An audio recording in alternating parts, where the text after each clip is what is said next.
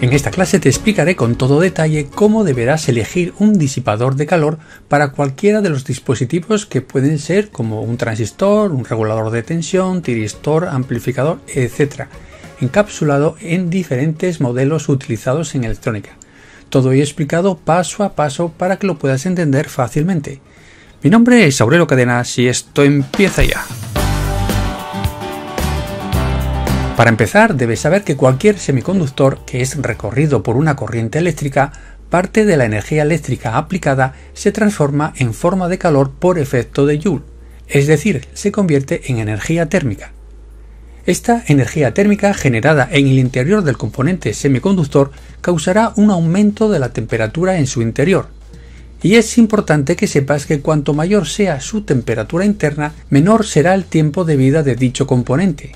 Además, si la temperatura generada en el interior sobrepasa el valor máximo permitido por el fabricante, causará la fusión térmica del mismo y por tanto su destrucción o muerte. Así pues, habrá que facilitar la evacuación de esa energía térmica dentro del componente para evitar que aumente en exceso su temperatura interna y de esta forma se consiga alargar la vida del componente semiconductor o evitar que se produzca su destrucción.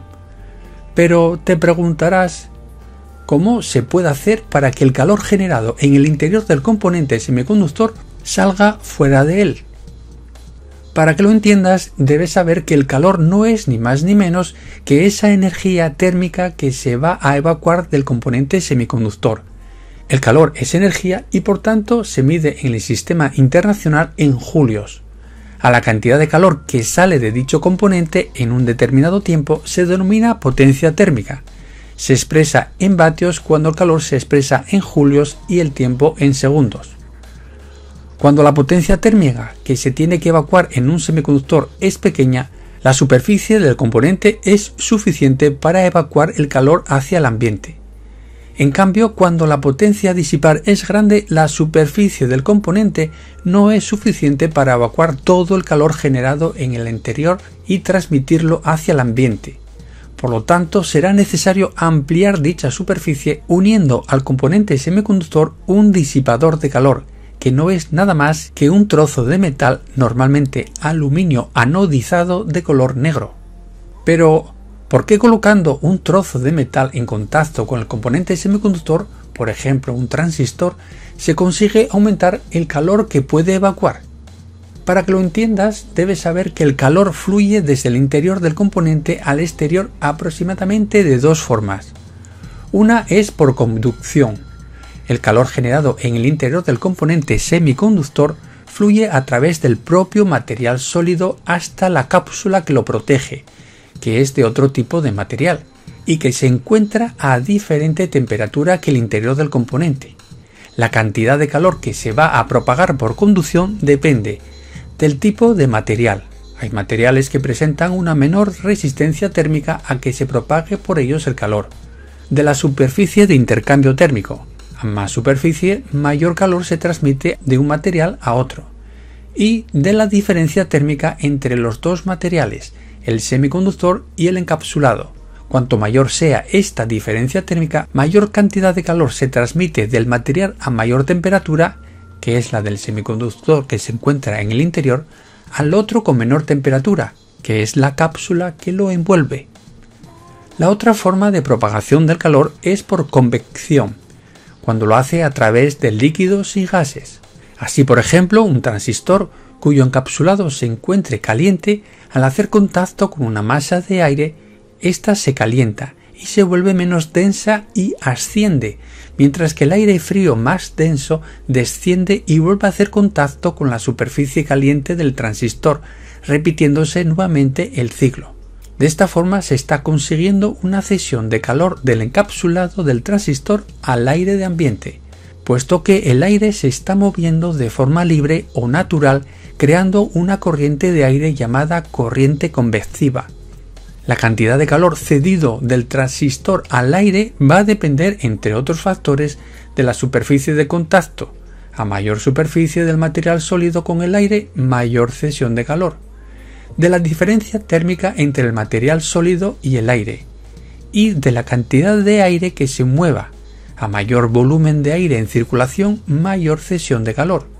Esto último explica por qué a veces es necesario incorporar ventiladores para una mejor refrigeración de los equipos electrónicos. A veces se utiliza en vez de aire para la refrigeración de los componentes electrónicos un líquido. Pero, ¿por qué? Simplemente porque hay otro factor que interviene en la propagación de calor por convección, que es el calor específico. Por ejemplo, el agua tiene un calor específico aproximadamente 4 veces mayor que el aire y por tanto puede mover mayor cantidad de calor con el mismo volumen. Así pues, si te das cuenta, se puede hacer una analogía entre un circuito eléctrico y un circuito térmico. En un circuito eléctrico, como sabes, hay una cantidad de electrones que se mueven en un determinado tiempo, produciendo una intensidad de corriente eléctrica. En un circuito térmico existe una cantidad de energía térmica denominada calor que se mueve en un determinado tiempo produciendo una potencia térmica. Por lo tanto, la intensidad de corriente en un circuito eléctrico es similar a la potencia térmica en un circuito térmico. Por otro lado, la resistencia eléctrica, que como sabes es la oposición que presenta un material a que fluya por su interior los electrones, se mide en ohmios. De la misma forma, la resistencia térmica es la oposición que presenta un material a que fluya por su interior el calor y se mide en grados centígrados por vatio. Al igual que se cumple en un circuito eléctrico la ley de Ohm, donde el voltaje o tensión eléctrica es igual al producto de la corriente por la resistencia, también se cumple la ley de Ohm en un circuito térmico, donde la temperatura es igual a la potencia térmica multiplicada por la resistencia térmica. Fíjate en las unidades que perfectamente se corresponden. Igualmente, los circuitos térmicos cumplirán las leyes de Kirchhoff. Bien, voy a poner como ejemplo un transistor que tiene una tensión colector-emisor de 5 voltios y una corriente de colector de 3 amperios. Por lo tanto, deberá disipar una potencia de 15 vatios. Para ello voy a buscar en internet un transistor con estas características y escribo transistor tip 6A y elijo, por ejemplo, el tip 41C. Escribo en el buscador PDF datasheet tip 41C para obtener los datos que voy a necesitar para hacer los cálculos. Como punto de partida voy a necesitar saber la temperatura máxima que pueda alcanzar en el interior del transistor. En el datasheet del tip 41C, el fabricante muestra en una tabla los valores absolutos máximos con los que puede trabajar el transistor. Uno de ellos es la llamada temperatura máxima en la unión del transistor en funcionamiento, cuyo valor en este transistor es de 150 grados centígrados. Esta temperatura no la deberá alcanzar en ningún caso, para no destruir dicho transistor. Yo para los cálculos voy a emplear un coeficiente de seguridad denominado K, que multiplicado por la temperatura máxima facilitada por el fabricante, dará como resultado la temperatura máxima que alcanzará el transistor en su interior.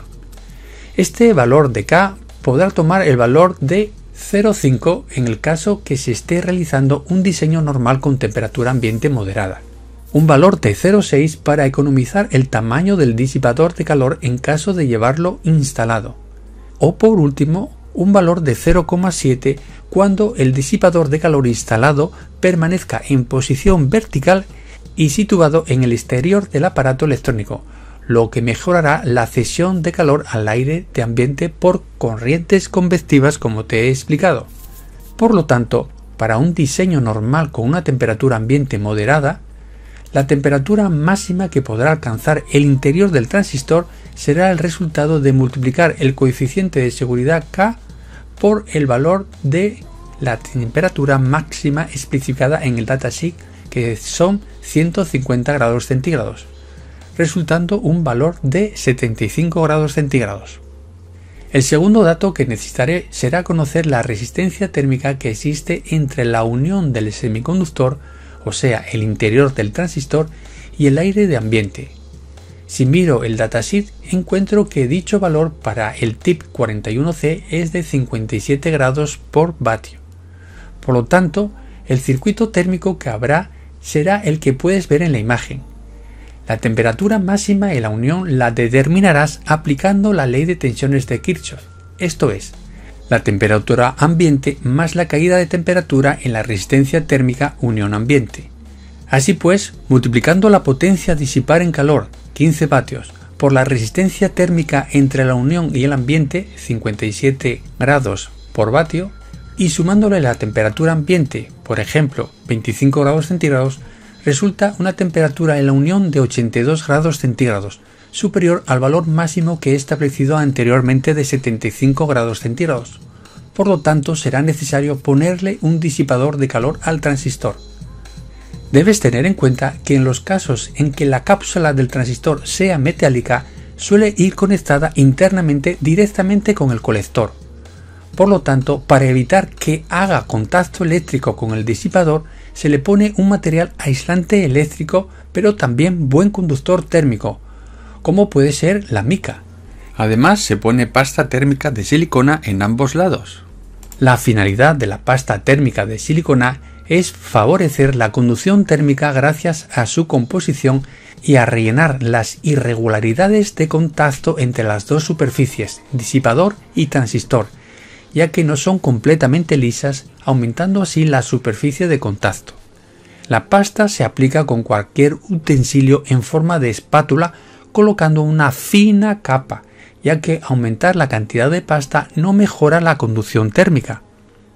El ensamblado se realiza de manera mecánica, en este caso mediante tornillo y tuerca metálicos a través del agujero coincidente. Por dentro del agujero del disipador se suele poner una arandela aislante de un material que aguante cierta temperatura para que el tornillo no haga contacto con el disipador. Por consiguiente, la resistencia térmica que se va a encontrar el calor que fluye desde el interior del transistor hasta el aire de ambiente, atravesando los diferentes elementos, se puede descomponer en tres resistencias conectadas en serie. La primera es la resistencia térmica entre la unión y la cápsula, la cual es dada por el fabricante. Si miras en el datasheet, puedes ver que tiene el valor de 1,67 grados por vatio. Luego se encuentra la resistencia térmica entre la cápsula del transistor y el disipador, la cual dependerá del sistema de fijación, del par de apriete, de la rugosidad de las superficies en contacto, así como si procede del material interpuesto entre ambas superficies mencionadas, como son la mica, poliéster, etc., empleadas o no conjuntamente con pastas termoconductoras generalmente llamadas siliconas. En la práctica, esta resistencia cápsula-disipador es el único valor que se puede mejorar con la técnica de montaje apropiado. Por último, se encontrará la resistencia térmica entre el disipador y el aire de ambiente que lo rodea. Esta resistencia térmica será la que deberás calcular para poder elegir el disipador más adecuado. Como te he dicho, el flujo de calor se encuentra con varias resistencias en serie, y al aplicar la ley de Ohm, la diferencia de temperaturas entre la unión y el ambiente será igual a la potencia que debe disipar multiplicada por la resistencia térmica total entre la unión y el ambiente. Despejando la resistencia térmica teórica que debe tener el disipador de calor y sustituyendo los valores, para ello he considerado que la temperatura máxima en la unión debe ser de 105 grados centígrados, resultado de haber considerado el factor de seguridad K igual a 0,7 al tener el disipador de calor instalado en posición vertical y situado en el exterior del aparato electrónico, lo que mejora la cesión de calor. El valor que deberá tener la resistencia térmica del disipador de calor será de 2,46 grados centígrados por vatio, y por tanto deberás elegir en el catálogo de los disipadores aquel que tenga una resistencia igual o menor.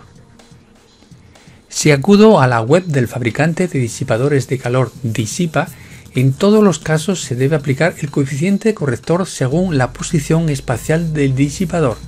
Así pues, el valor teórico resultante de la resistencia térmica que debe tener el disipador deberás dividirlo por el coeficiente de posición que se indica en la imagen. En mi caso, al situarlo en posición vertical, divido el valor de la resistencia térmica por 1,1 resultando un valor de 2,24 grados por vatio. Los datos técnicos de resistencia térmica disipador ambiente indicados en el catálogo Disipa solo son válidos para una diferencia de 60 grados entre la temperatura medida en la superficie del disipador y la temperatura ambiente. Para otros valores de este diferencial térmico deberás de aplicar los índices correctores mostrados en la tabla. Por ejemplo, como puedes observar, si en el catálogo ves un disipador de calor con una resistencia térmica disipador ambiente de 5,3 grados centígrados por vatio, dado para un diferencial térmico de 60 grados, en el caso de que dicho disipador vaya a trabajar con un diferencial menor, por ejemplo 50 grados, deberás de multiplicar la resistencia térmica del disipador dada a 60 grados por el factor de 1,047 para obtener la resistencia térmica que presentaría dicho disipador cuando trabaje con 50 grados centígrados de diferencial térmico. Como has podido observar en la tabla, es mayor y de valor 5,549 grados por vatio. No obstante, como puedes observar en la tabla, para una variación en el diferencial térmico de más menos 20 grados centígrados, le corresponde una variación de resistencia térmica de más menos 0,5 grados centígrados por vatio, lo que significa que para una variación de potencia de 10 vatios supondría una variación de 5 grados centígrados en la temperatura en el interior del componente semiconductor. Por lo tanto, en los cálculos no lo voy a considerar por haber margen suficiente de dicha temperatura interna del componente.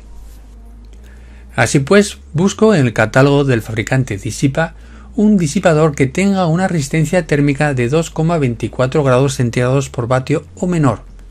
Como puedes ver en la tabla del fabricante, elijo un disipador con el perfil que ves y con una longitud de 100 milímetros, que presentará una resistencia de 2 grados centígrados por vatio, aunque también podrías elegir el de 125 milímetros.